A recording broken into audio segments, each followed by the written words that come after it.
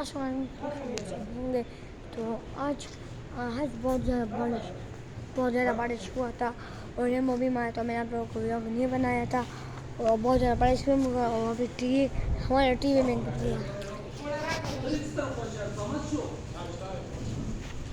हमारा टीवी गिर गया था और यहाँ उसको ठीक करते उधर रस्सी ठीक करते। बहुत ज़्यादा बारिश में आप लोगों को रेमो आया तो मैंने आप लोगों को नहीं दिखाया, तो वीडियो में आप लोगों को रेमो नहीं दिखाया, तो ये मेरा भाई का मोबाइल था, तो आप लोगों को नहीं पता। वो नहीं बहुत तेज़ बनाता है, तेज़। अब इसको ठीक करते हैं। एकदम बड़ा रेमो आया था, बहुत बड़ा रेमो आया था और इतना ज़्यादा बारिश हुआ था सुबह टाइम में। अब ठीक करते हैं।